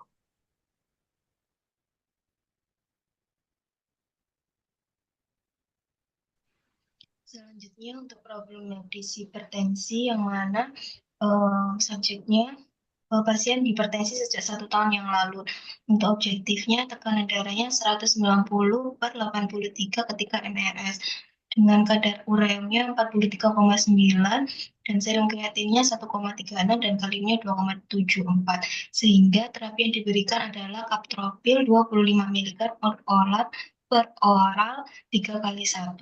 Kaptropil digunakan sebagai antihipertensi stage 2 sehingga kaptropil diberikan untuk menurunkan tekanan darah dan mengurangi beban kerja jantung. Selain itu, kaptropil juga dapat membantu dalam mengurangi resiko komplikasi kardiovaskular pada pasien dengan angina pectoris unstable.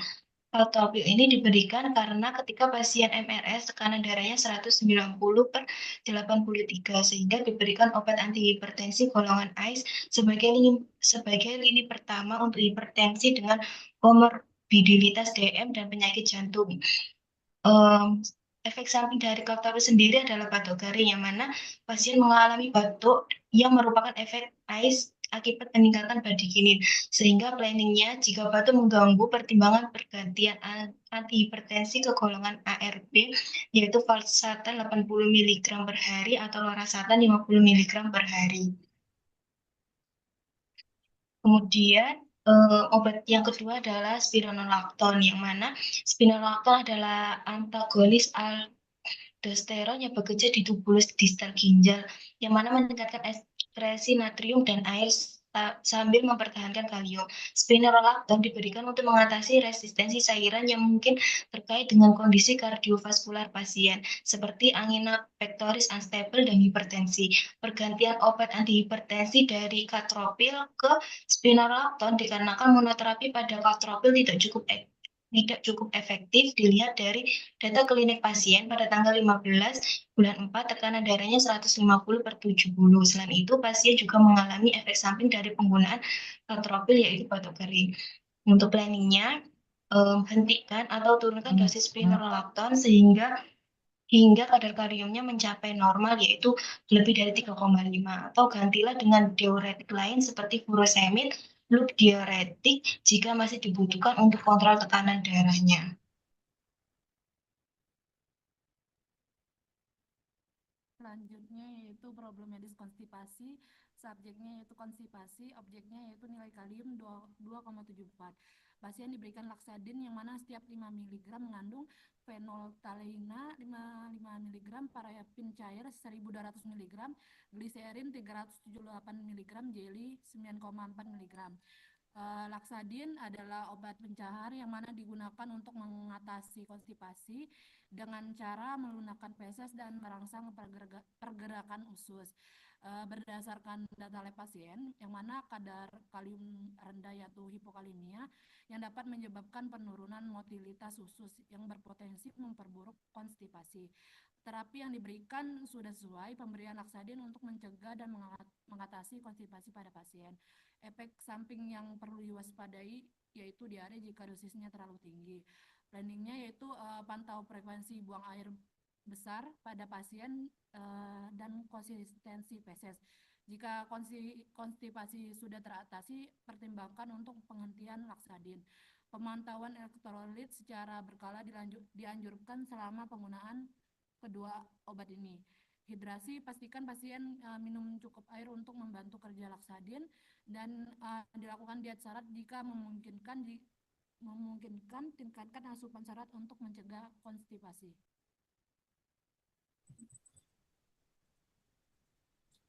Untuk problematik yang selanjutnya yaitu ada insomnia, di mana subjektif pasien adalah lemah dan insomnia, gangguan kecemasan. Untuk objektifnya sendiri, suhu di 37, untuk tensi tekanan darahnya 120/80, nadinya 100 dan RR-nya 20 per menit. Untuk diberikan terapi alprazolam 0,25 mg 2x1 per oral, di mana pada pasien MRS ini hari ke-6, 14 sampai 19 April diberikan terapi alprazolam. Untuk pasien yang diberikan sudah tepat karena dosisnya 0,25 mg 2x1 yang termasuk rentang awal dalam gangguan kecemasan. Lalu untuk alprazolam sendiri adalah obat golongan benzodiazepin yang umumnya digunakan untuk mengatasi gangguan kecemasan, insomnia, dan serangan panik. Untuk penggunaan alprazolam sendiri sebenarnya kurang tepat pada pasien dengan angina pectoris karena menimbulkan efek sedatif yang dapat memperburuk kondisi kardiovaskular. Jika pasien mengalami kecemasan, berikan terapi seperti SSRI yang memiliki profil keamanan obat yang baik. Untuk planningnya sendiri, dipastikan apakah pasien membutuhkan alprazolam. Jika tidak ada indikasi gangguan kecemasan, pertimbangkan untuk menghentikan alprazolam, lalu diberikan alternatif lain yang lebih aman. Next. Yang selanjutnya masih di problematic insomnia. Untuk subjektifnya lemah, untuk objektifnya suhu 37, Ya, dengar. 80. Rosa tidak dengar.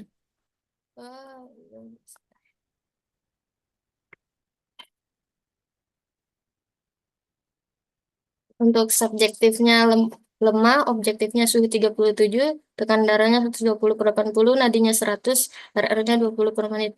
Diberikan diazepam sebanyak 5 mg secara per oral. Diazepam merupakan turunan dari benzodiazepin yang digunakan untuk mengatasi kecemasan dan insomnia. Diazepam berperan menekan sistem saraf pusat dengan menghambat aktivitas GABA dalam berikatan dengan reseptor GABA sehingga dihasilkan efek sedasi hipnotik. Efek sedasi dapat menghasilkan efek menenangkan disertai pengurangan rasa cemas pada dosis rendah yang disertai dengan efek depresan pada fungsi psikomotor dan kognitif. Sedangkan efek hipnotik mempunyai efek meningkatkan tidur atau non-rapid eye movement, durasi tidur REM berkurang. Untuk plannya, pantau tanda sedasi berlebihan seperti mengantuk, pusing, atau kesulitan berkonsentrasi. Next.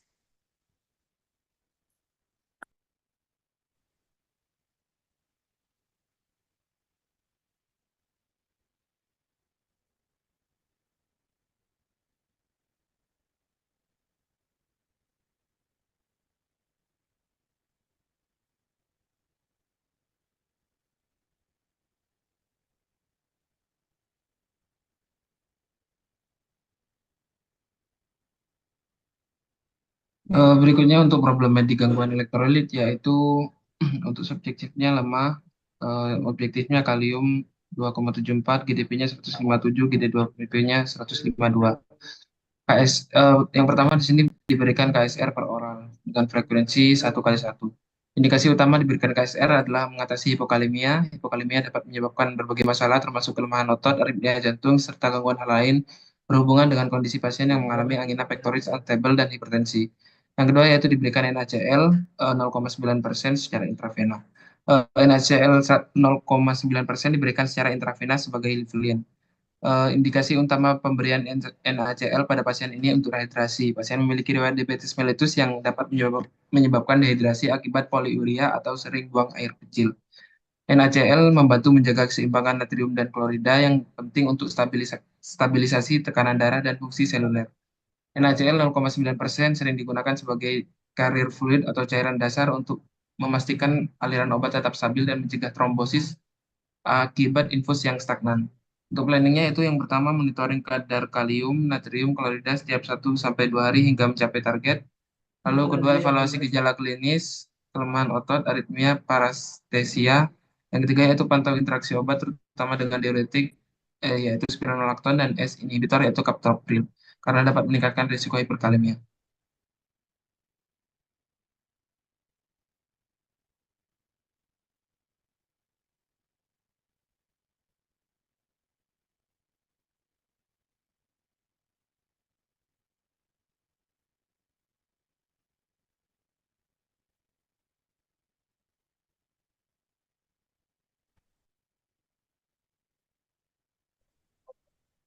Berikutnya, subjeknya pasien mengeluh pusing, terus objeknya ada gula darah puasa 157 mg per dl, 174, 184, 174 itu meningkat. Terus G2PP-nya 152, 196, 206, 188 itu juga terjadi peningkatan. Untuk asesmennya itu insulin kerja menengah intermediate yang digunakan untuk mengontrol kadar gula darah pada pasien diabetes mellitus termasuk tipe 2. Insulin ini membantu memenuhi kebutuhan insulin basal harian. Yang selanjutnya adalah atrapid. Pasien mengalami hiperglikemia, indikasi utama diberikan insulin kerja cepat, yaitu digunakan untuk mengontrol lonjakan gula darah prostrandial, yaitu setelah makan pada pasien. Insulin ini diberikan sebelum makan untuk mengendalikan peningkatan glukosa darah yang terjadi akibat asupan makanan. Selanjutnya yaitu untuk planning. Pasien memiliki riwayat penggunaan obat metformin. Penggunaan metformin tidak direkomendasikan bagi pasien dengan gangguan ginjal atau hati yang berat karena risiko asidosis laktat. Obat golongan penghambat SGLT2 menurunkan mortalitas dan angka rawat inap berulang akibat gagal jantung pada pasien diabetes dan tanpa diabetes. Next.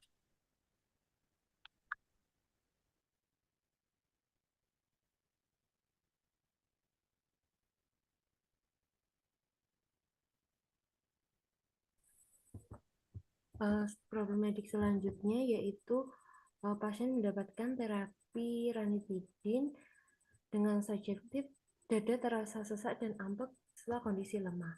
Untuk objektifnya tekanan darah pasien 150/83, nadinya 82 kali per menit serta RR-nya 2 kali. Nah, itu suaramu loh, nggak keluar. Untuk terapi yang didapatkan yaitu ranitidin 50 mg 2x1. Ranitidin sendiri merupakan obat yang termasuk dalam golongan antagonis reseptor histamin H2. Obat ini bekerja dengan cara menghambat reseptor histamin H2 secara kompetitif yang dapat memicu mual dan muntah. Hipermetabolisme sering terjadi pada pasien yang berkontribusi terhadap peningkatan sekresi asam lambung, serta pada pasien ini mendapatkan terapi aspirin, di mana aspirin sendiri untuk efek sampingnya dapat menyebabkan kerusakan pada mukosa lambung yang menyebabkan menjadi ulkus lambung, sehingga diberikan terapi ranitidin untuk mengatasi efek sampingnya. Kemudian untuk planningnya yaitu monitoring mual muntah pasien serta monitoring nyeri perut dan lambungnya akibat ulkus lambung.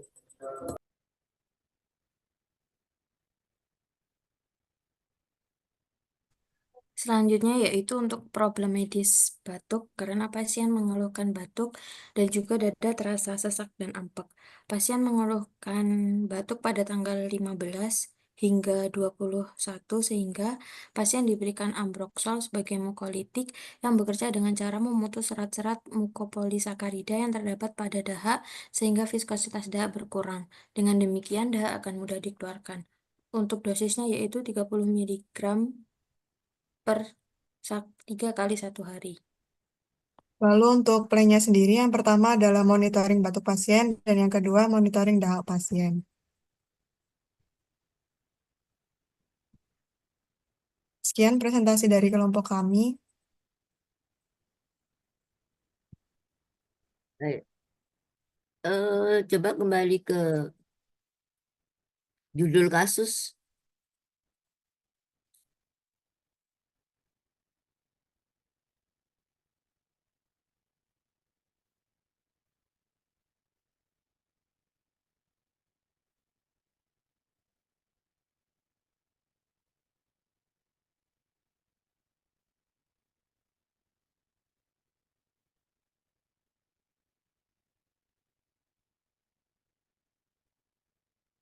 Jadi kasus ini ya atau pasien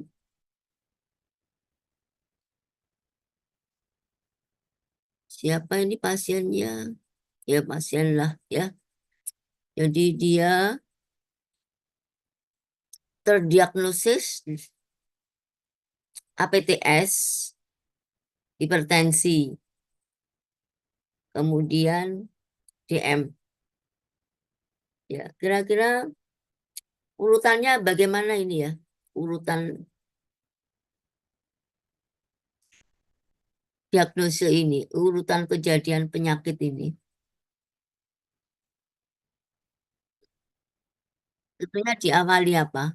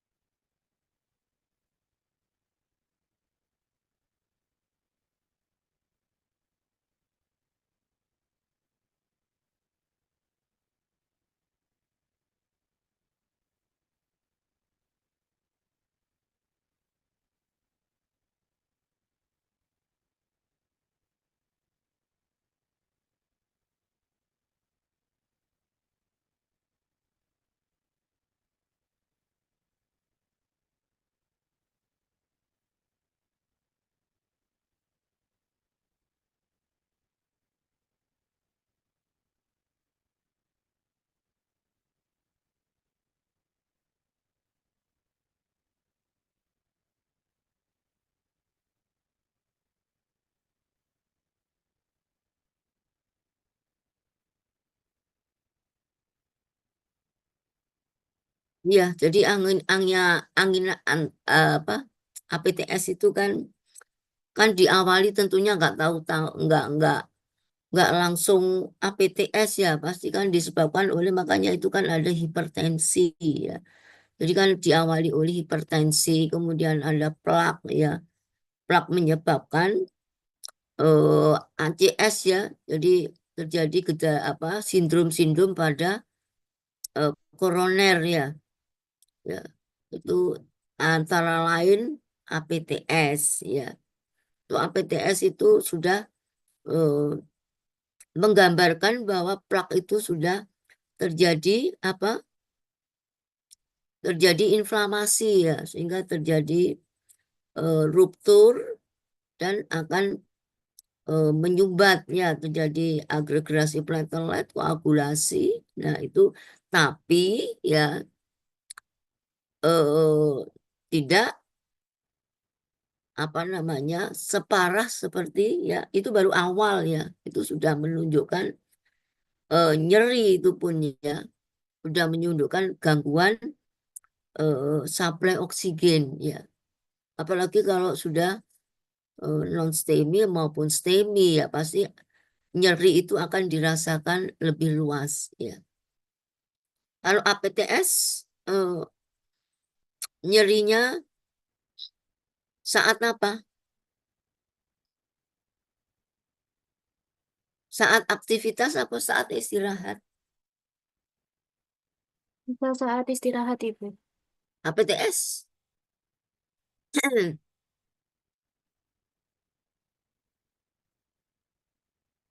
Iya, saat istirahat.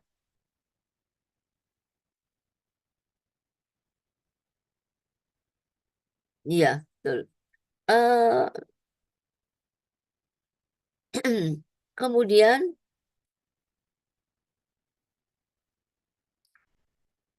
DM sendiri kira-kira ada hubungannya dengan hipertensi?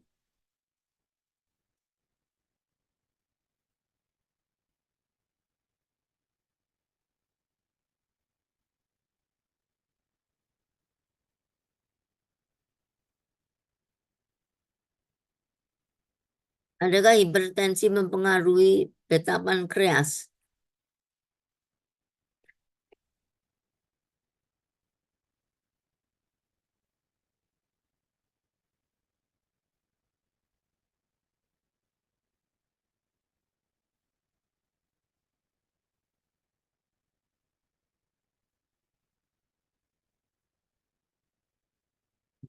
Ada ini, hipertensi juga mempengaruhi beta pankreas.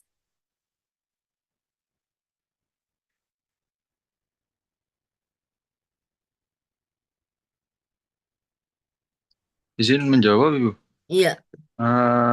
Hipertensi bisa mengakibatkan gangguan sel beta pankreas. Soalnya jika sel beta pankreas bekerja terlalu keras untuk mengkompensasi resistensi insulin, lama-kelamaan bisa mengalami disfusi atau kelelahan, sehingga berisiko menyebabkan DM tipe 2. Pengaruh hipertensinya bagaimana?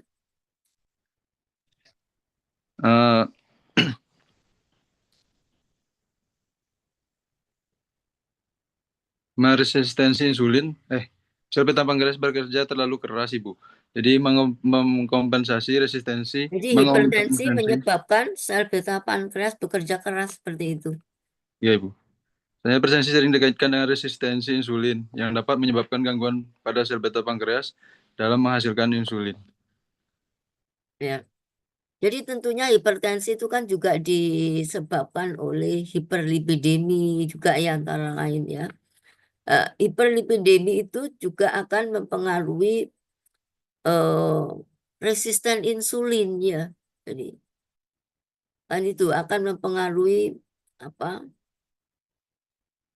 PI3K molekulernya itu ya, dia akan menyebabkan insulin itu menjadi resisten ya. Jadi resisten itu dia produk tapi juga kualitasnya juga menjadi tidak bagus gitu ya. Sehingga untuk mengubah glukosa menjadi glikogen itu sangat rendah ya, seperti itu ya.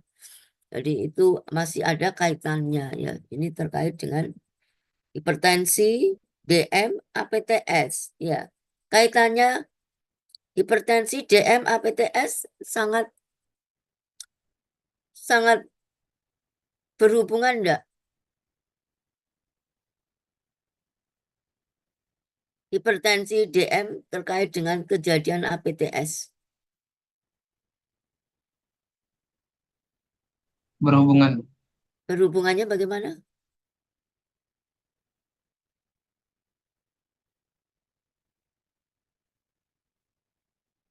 Gimana Karena itu kadar gula darah berhubungannya?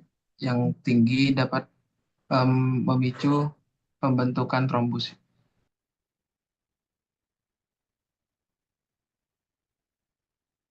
Ya, sama-sama akan merusak, menyebabkan aterosklerotik. Ya, aterosklerotik, plak aterosklerotik keduanya akan berpotensi ke sana ya, sehingga akan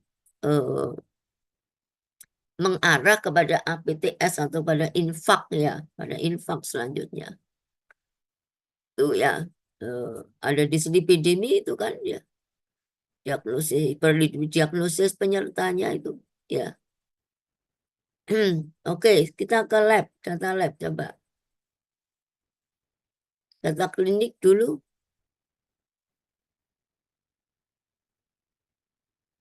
Keluhannya sesak ada ya, sesak.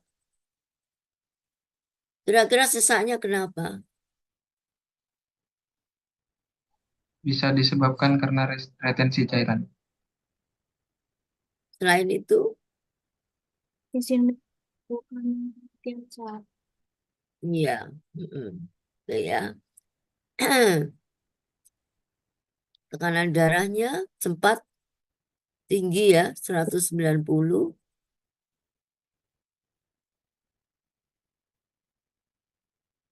Ya, memang karena dia hipertensi ya.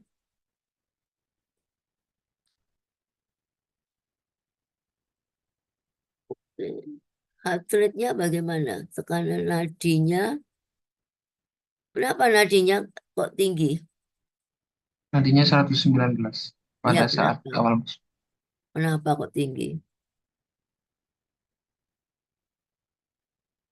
Izin menjawab Ibu. Untuk nadi tinggi dikarenakan oleh kerusakan sel jantung yang menyebabkan jantung itu berdetak lebih cepat gitu. Oke. Di sini kemudian apa lagi ini? Oke, data lab. Apa yang menonjol data lab? GDA, GDP-nya bagaimana? GDP, GDA. Yang tinggi apa ini? Coba dibesarkan, nggak kelihatan. Oke, yang menonjol apa terkait diagnosa ini?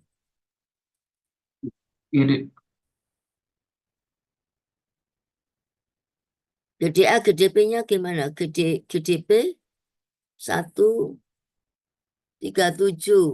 174, kok tambah menaik?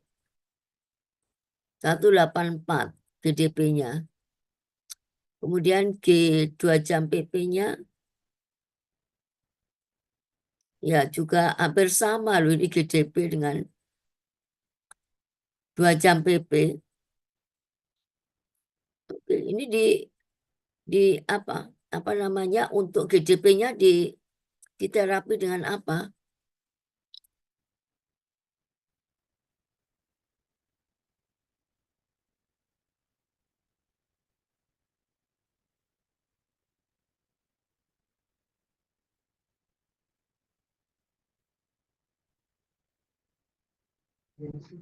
Diterapi dengan insulin, Ibu. Insulin jenis apa tadi?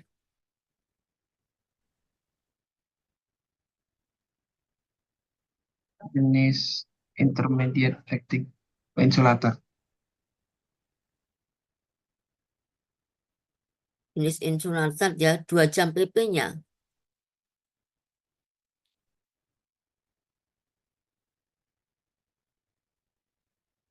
dengan Actrapid, Actrapid, Actrapid ya, dengan Actrapid ya. Jadi itu, tapi capaiannya juga berdasarkan apa namanya data lab ini juga masih kurang ya. Capaian GDP-nya artinya monitoring efek terapinya juga masih belum tercapai ya ini. Itu masuk di RP mestinya ini, masuk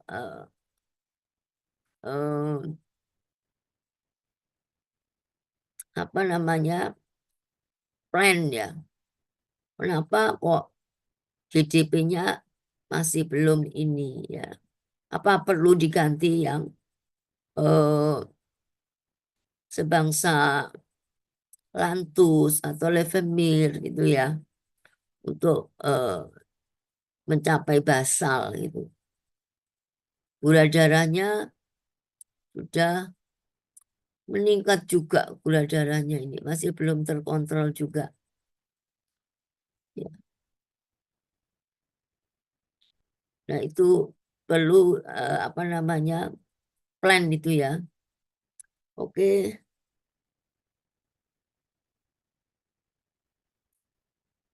Kalium, kalium sudah ada perbaikan. Kaliumnya di terapi dengan apa? Dengan KSR, Ibu. KSR ya.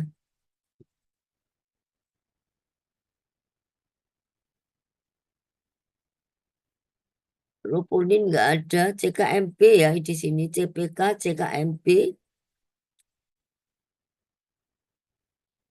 Ya, ini memang CPK, CKMB itu nggak spesifik ya. Ya, kurang spesifik, tapi masih lebih apa bisa untuk petanda lah daripada tidak ada. Ini memang suatu rumah sakit memang nggak selalu lengkap dengan harus troponin atau harus ini ya. Jadi itu sudah, kalau CPK, CPK itu apa singkatannya?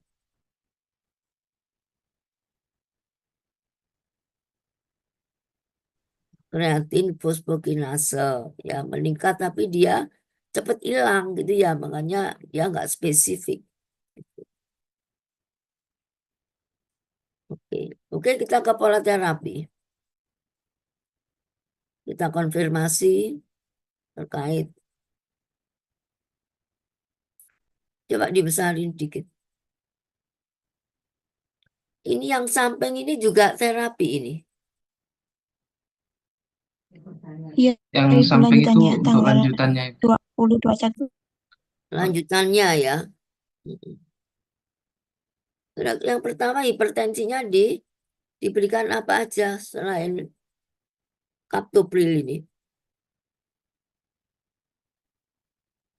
Allopurinol.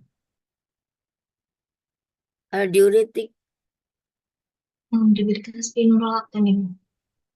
Spiro ya, Spiro dengan captopril kombinasi atau switch? Karena saya nggak begitu kelihatan. Captopril mulai dari awal, Spirono mana Spiro? Switch, Ibu. Spirono, switch ya, Switch. dikombinasi.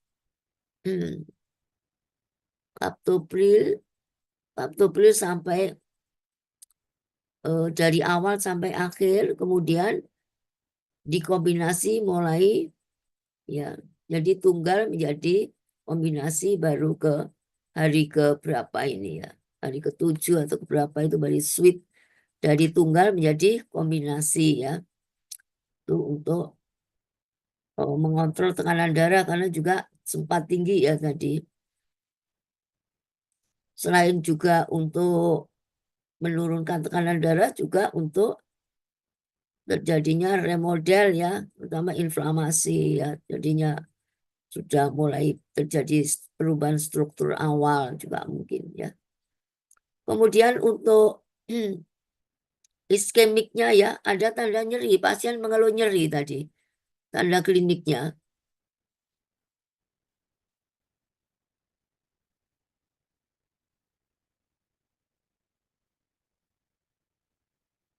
terasa ampek, sesak ya. 1 hari sebelum ini dada terasa sesak ya, ini tapi nyeri nggak ada nih di sini. Tapi baru menimbulkan gejala sesak ya. Ya itu tetap untuk tata laksana unstable itu mirip dengan non-STEMI ya. Ya. Walaupun enzim yang sesuai tata laksana itu kan troponin ya, bukan CKMB. Tetap menggunakan tata laksana non-STEMI, jadi diberikan anti-iskemik ya. Ada klopi, ISDN, klopi, ada antikoagulan, enggak ada kan ya? Ada.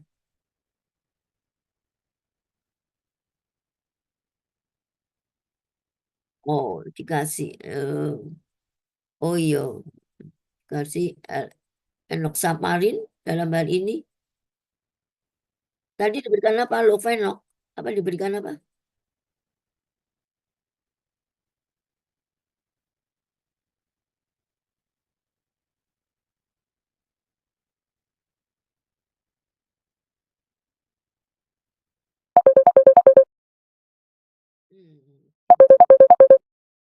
Ya, diberikan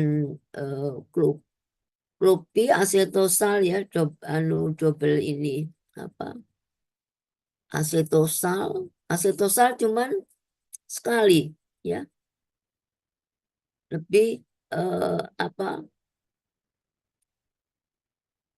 digunakan klopi ya, lebih digunakan klopi. Asetosal loading O2 ya. Asetal klopi kombinasi asetosal klopi ya, agresif terapinya ya. Untuk antiplatelet, antikoagulan ada, kemudian ISDN juga, antilipid, kemudian DM-nya tadi itu ya sudah kita konfirmasi. Ambroxol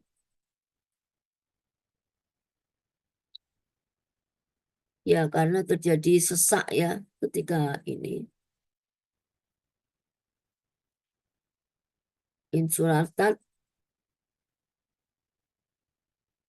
Ini insulatad kenapa baru diberikan pada hari ke-7 ya? Awalnya diberikan apa ini? Coba kita coba agak dibersahkan. Terutama diberikan insulatad baru hari ke ini diberikan aktrapidnya.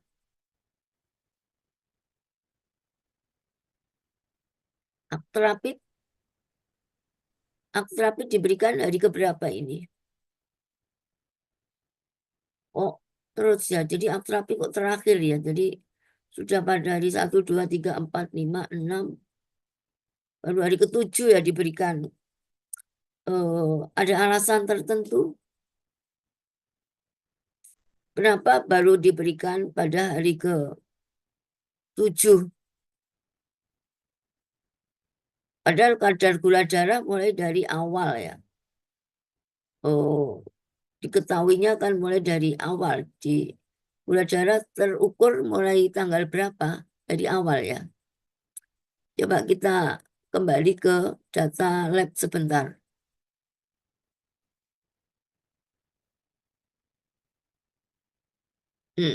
Mulai dari kadar gula darah.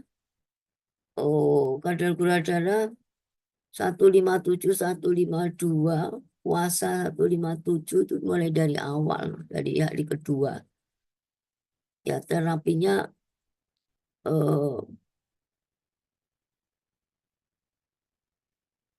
baru diberikan ya, ini ya bisa terjadi ya karena koordinasi yang tidak bagus di antara nakes itu juga bisa. Akhirnya kenapa baru diberikan pada hari ke-7 ya, setelah terjadi ini tidak segera diturunkan. Ya makanya ini kok malah meningkat ya, ini terlihat lebih apa, kok trennya kok malah meningkat gitu ya. Ya ini bisa jadi bahasan ini. Lanjut ke terapi lagi.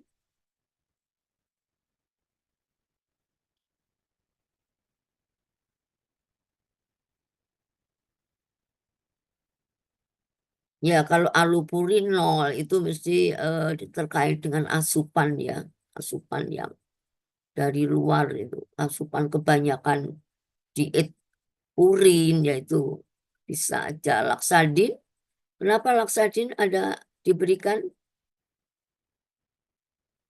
Ada problem apa laksadin diberikan? Siapa tadi? Silakan. Izin menjawab Ibu. Diberikan laksadin karena pasien mengalami konstipasi. Pemberian laksadin untuk mencegah dan mengatasi konstipasi pada pasien. Kenapa kok ada konstipasi? Apakah karena dietnya atau karena masalah klinik? Kenapa terjadi? Atau ada interaksi obat? Jawab, Ibu. Iya. Karena berdasarkan dari data pasien. Yang keras. Suara saya Yang kurang keras, terdengar Astri. jelas, Ibu. Oh, maaf, Ibu. Kenapa? Karena berdasarkan dari data lab pasien itu kadar kaliumnya rendah yang dapat menyebabkan penurunan motilitas usus yang mana bisa berpotensi menyebabkan konstipasi. Oke, ya.